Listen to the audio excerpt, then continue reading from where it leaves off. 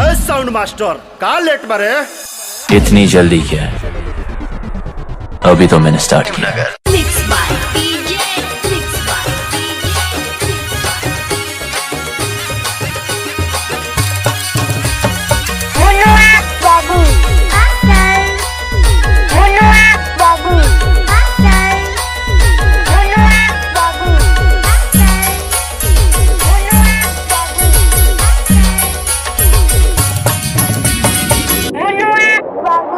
तुम्हारा favourite song कौन सा है?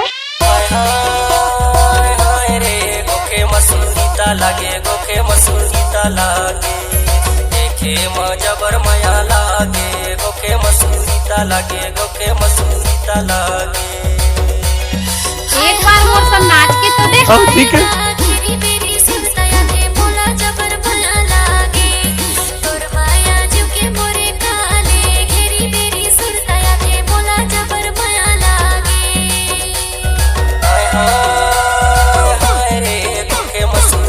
लागे गोखे मसूरीता लागे, देखे जबर मया लागे, गोखे मसूरीता लागे, गोखे मसूरीता लागे।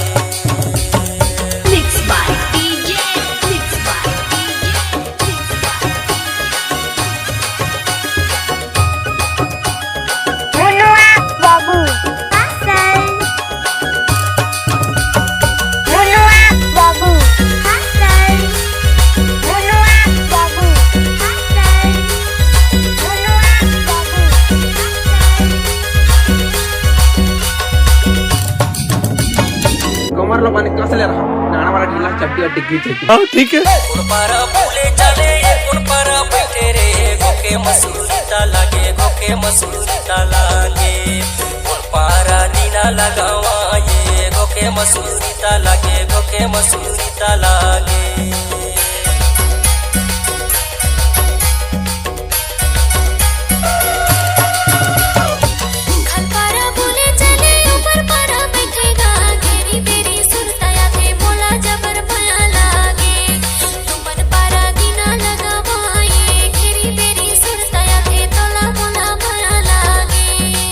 समझा तो समझा।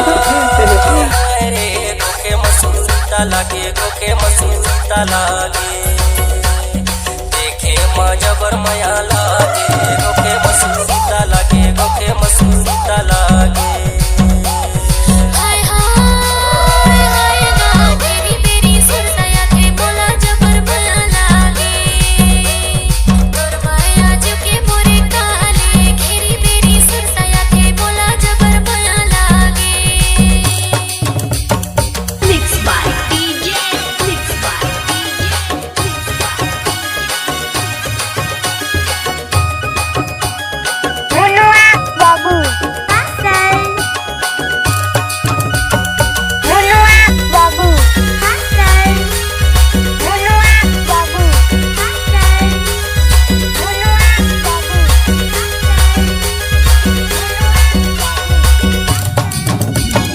काकेश भाई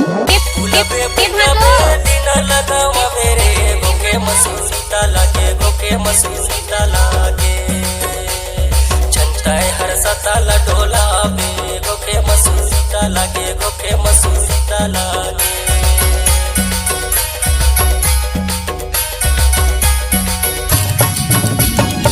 काकेश भाई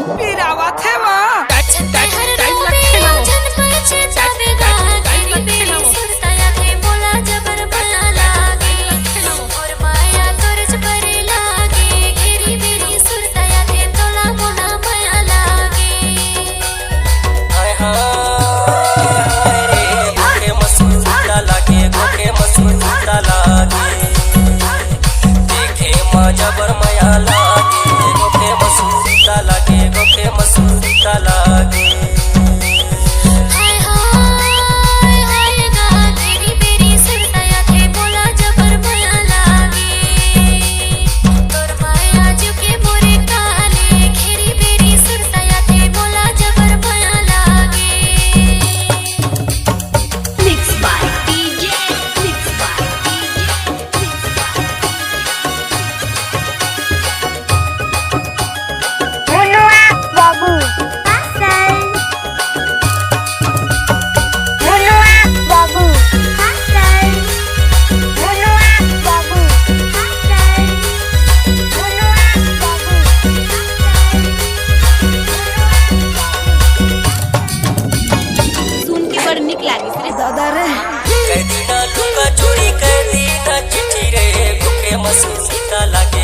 मसूरीता लागे कबले तयाबे ससुरारे गोके मसूरीता लागे गोके मसूरीता लागे